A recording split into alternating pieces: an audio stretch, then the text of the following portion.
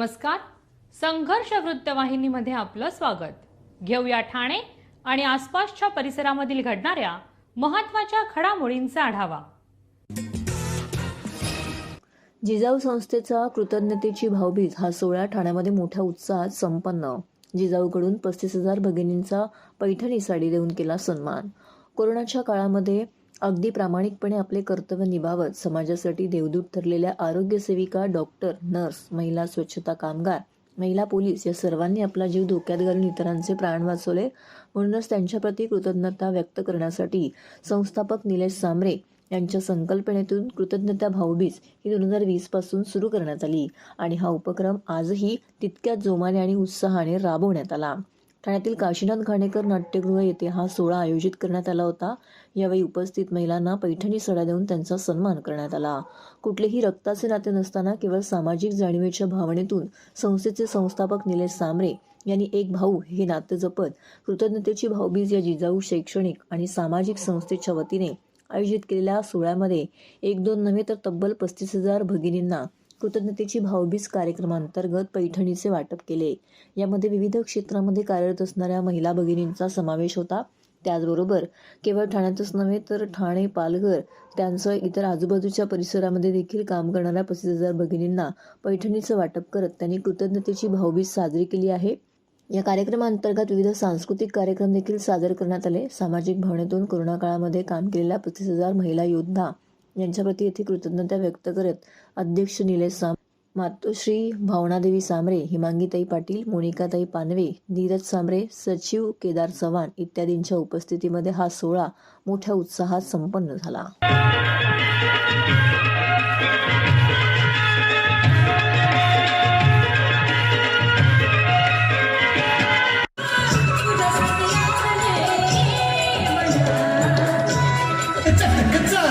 चतुरकामिनी काय म्हणू तुला, तू आहेस तरी कोण? कोण वय वय कोण?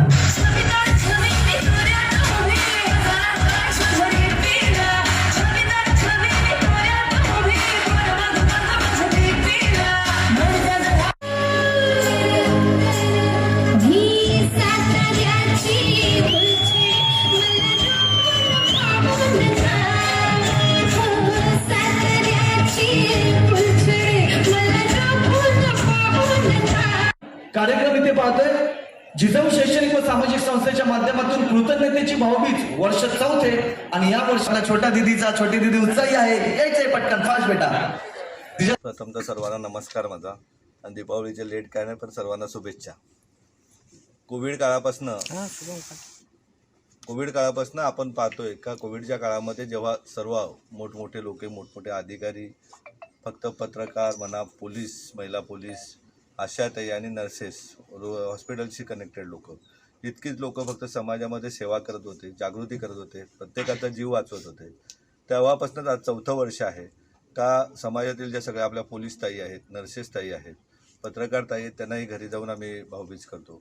तर जेणेकरून ज्यांनी स्वतःचं कुटुंब पणाला लावून एका बाजूला ठेवून आणि समाजाची खरीखुरी सेवा केली, ज्यांच्यामुळे आज समाज शिल्लक दिसतो, त्या सर्वांची कुठे ना कुठे आपण आदर सत्कार केला पाहिजे, त्यांना मान सन्मान दिला पाहिजे. त्या दृष्टीने आज 4थं वर्ष आहे का ठाण्यामध्येही भाऊबीजेचा कार्यक्रम आयोजित करण्यात आलेला आहे.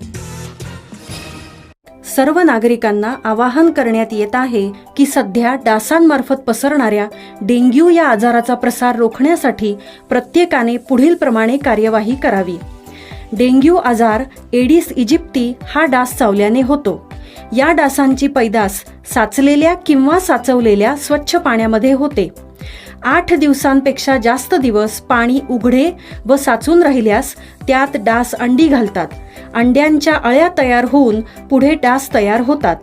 यासाठी आपल्या घरातील पाणी साठे, उदाहरणार्थ बॅरल्स, पिंपे, टाक्या, हौद, रांजणे इत्यादी दर आठवड्याला रिकामे करून घासून पुसून कोरडे करून पुन्हा भरावे.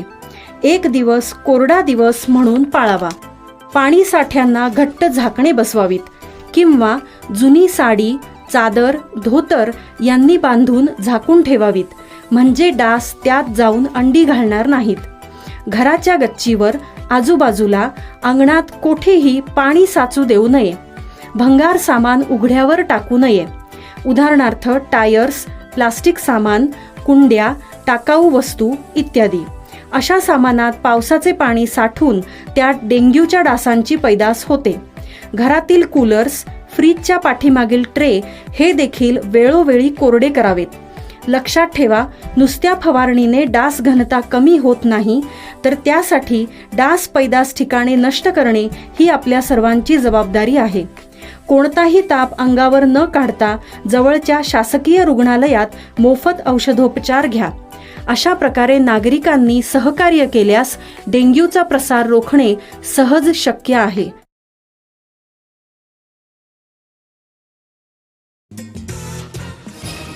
उसने पैसे दिले नाहीत म्हणून दोघांनी अल्पवयीन तरुणाला बेदम मारहाण करून नग्नधिंड काढल्याची संतापजनक घटना कळव्यामध्ये घडली आहे. आरोपी तौसिफ खानबंदे व समील खानबंदे यांनी अल्पवयीन उसने दिलेले 300 रुपये मागितले. त्याने पैसे देण्यास नकार दिल्याच्या रागातून या दोघांनी त्याला मारहाण केली आणि त्याचे कपडे काढून बाजारामध्ये फिरवले. हा संपूर्ण घटनेचा व्हिडिओ चांगलाच व्हायरल झाला आहे. या प्रकरणी कळवा पोलिसांनी गुन्हा दाखल केला असून तौसिफ खानबंदे याला अटक केली आहे. ते त्याचा साथीदार समील खानबंदे फरार आहे. कळवा पोलीस ठाण्याच्या हद्दीतील कळव्यातील मुस्लिम मोहल्ला असलेल्या उमरगा दर्ग्याजवळ राहणाऱ्या 17 वर्षीय अल्पवयीन मुलाने आरोपी तौसिफ खानबंदे याच्याकडून 300 रुपये उधार घेतले होते. मात्र ते देण्यासाठी अल्पवयीन फिर्यादी तरुणाला देणे जमलं नाही. मात्र पैसे मागण्याचा तगादा हा तौसिफ याने अल्पवयीन मुलाच्या मागे लावला. मात्र तरुणाने तर पैसे देण्यास नकार दिल्याच्या रागातून त्याला मारहाण केली. 2 दिवसापूर्वी हे दोघे तरुणाच्या घरी गेले. ब्लूटूथ हेडफोन का घेतला असा जबाब विचारत चापटीने त्याला मारहाण केली. त्यानंतर तौसिफ व त्याचा मित्र सामील झाला. शिवीगाळ करून त्याच्या जीन्स पॅन्टचा पट्टा काढून व अणकुचीदार हत्याराने त्याला मारहाण केली व त्याचे कपडे काढून त्याला नग्न केल्याची घटना देखील घडली. या अमानुष मारहाणीचा आणि नग्नधिंडीचा व्हिडिओ सोशल मीडियावरती चांगलाच व्हायरल झाला आहे. तारखेला 17 वर्षाचा एक लहान मुलगा पोलीस स्टेशनला आला आणि त्याने त्याच्या 2 मित्रांनी 300 रुपये उसनवार घेण्याच्या कारणावरून त्याच्याशी त्यांचं भांडण झालं आणि त्याचे जे 2 मित्र आहेत, जे आरोपी आहेत गुन्ह्यांमधले, त्यांनी त्याला मारहाण केली आणि 300 रुपये परत मागण्याकरताचा त्याच्यावर दबाव केला आणि मारहाण करत असताना त्याने त्याचे कपडे काढून घेतले आणि त्या संदर्भात त्याचा व्हिडिओ तयार केला. अशी त्या 17 वर्षाच्या मुलाची तक्रार होती. त्यावरनं कळवा पोलीस स्टेशनला आपण गुन्हा दाखल केलेला आहे आणि त्यातल्या एका आरोपीला अरेस्ट केलं आहे आणि दुसऱ्या आरोपीला पाहिजे आरोपी आहे त्याला अरेस्ट करण्याचे प्रयत्न चालू आहेत. आरोपी हे मला वाटतं 9वी 10वी नापास आहे, ड्रॉपआउट आहेत आणि फिर्यादी हा विद्यार्थी आहे. फिर्यादी आता हा लहान मुलगा आहे. त्याच्यावर जो प्रकार झाला त्या संदर्भात त्याचं काउन्सिलिंग करण्याकरता म्हणून आम्ही एका NGOची मदत घेणार आहोत आणि त्याचं काउन्सिलिंग करून घेणार आहोत. ते त्याला भविष्यात त्या संदर्भात त्याचा कुठेही त्याला त्रास होणार नाही. गंभीर दुखापत नाही आहे, त्याला मारहाण झालेली आहे. त्या आपापसातली त्यांची पैशांची देवाणघेवाण आहे. 300 रुपयाचं देण्यासंदर्भातला तो त्यांचा वाद होता. TJSB सौरशक्ती कर्ज गो ग्रीन, करा वीज बिलावर बचत. आकर्षक व्याजदर, 84 महिने परतफेड कालावधी, 80% लोन, व्यावसायिक आणि उद्योजकांकरता सुद्धा. अधिक माहितीसाठी तुमच्या जवळच्या शाखेला भेट द्या किंवा संपर्क साधा. 1800-223-466 आणि 1800-266-3466.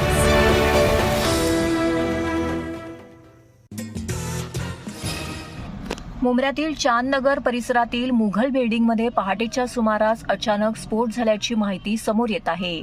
विटांच्या दुकानात स्फोट झाल्याची माहिती मिळतेय. या स्फोटामध्ये 7 ते 8 दुकानांचं मोठ्या प्रमाणामध्ये नुकसान झालं आहे. महानगरपालिका बाटला लिकेजमुळे हा स्फोट झाल्याची प्राथमिक माहिती दिली आहे.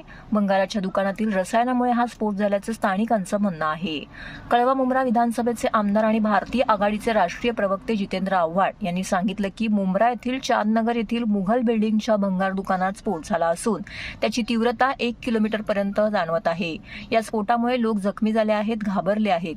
घरातील काचा, संसार उपयोगी साहित्याचंही नुकसान झालं आहे. यावेळी जितेंद्र आव्हाड म्हणाले की मुंब्र्यातील चांदनगर भागात झालेल्या स्फोटात मुघल बिल्डिंगमधील लोकांना सरकारी शाळेत ठेवण्यात आलं आहे. मी नेहमी म्हणायचो की मुंब्र्यातील म्हाडाचे घर ऐनवेळी वापरता येईल. आक्षेप पण ठाणे महानगरपालिकेचा आणि पोलीस प्रशासनाच्या संगनमताने म्हाडाची 3.50 कोटींची घरे काळ्या रंगात विकली गेली. बॉम्बस्फोटात घराबाहेर पडलेल्या लोकांना महानगरपालिका कुठे राहायला देणार? त्याचबरोबर मुंब्र्यातील शाननगर भागातील मुघल पार्क बिल्डिंगच्या तळमजल्यावरती असलेल्या विटांच्या दुकानात केमिकलचा स्फोट झाल्यामुळे हा प्रकार घडल्याचं स्थानिकांचं म्हणणं आहे. मात्र गॅस सिलेंडर लिकेजमुळे हा स्फोट झाल्याचं महानगरपालिकेकडून सांगण्यात येत आहे. महानगरपालिका शासनाचा कोणताही अधिकार उघडपणे बोलणं टाळत असल्याचं दिसत आहे.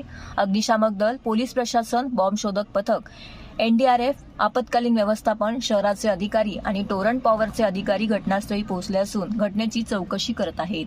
या संदर्भातील अधिक माहिती आमदार जितेंद्र आव्हाड यांनी दिली आहे. प्राथमिक माहिती काही मिळत नाहीये. एका भंगारवाल्याच्या दुकानामध्ये कसला तरी भयंकर मोठा स्फोट झाला आणि त्या स्फोटाची तीव्रता इतकी आहे की दूरवरच्या बिल्डिंगच्या काचा तुटल्या. ह्या बिल्डिंगचं तर खूपच नुकसान झालेलं आहे. ती वस्तू काय होती याचा शोध आता पोलीस घेत आहेत.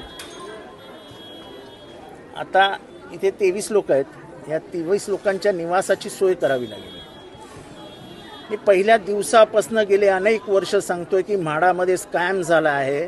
म्हाडाची घरं नको त्यांना देण्यात आलेली आहेत. ज्यांचा हक्क आणि अधिकार नाही त्या लोकांना म्हाडाची घरं देण्यात आली आहे. म्युन्सिपाल्टीने कधीही लक्ष दिलं नाही. खरं तर इथे रूम्स खाली ठेवायला पाहिजे होत्या. इथे बिल्डिंगी पडतात, इथे काहीतरी प्रॉब्लेम येतो. पण म्युन्सिपाल्टीतल्या काही अधिकाऱ्यांनी मिळून ह्या संपूर्ण म्हाडाची विक्री करून आपले खिसे गरम केले आहेत. आणि ना तर कमिशनरनी कधी याची काळजी घेतली, कमिशनरनी कधी चौकशी लावली, ना पोलिसांनी याच्यावर लक्ष दिलं.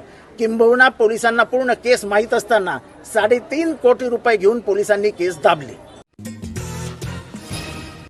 तर हे होतं संघर्ष वृत्तवाहिनीचं आजचं बातमीपत्र. उद्या पुन्हा भेटू याच वेळी याच ठिकाणी ताज्या घडामोडींसह. तोपर्यंत नमस्कार.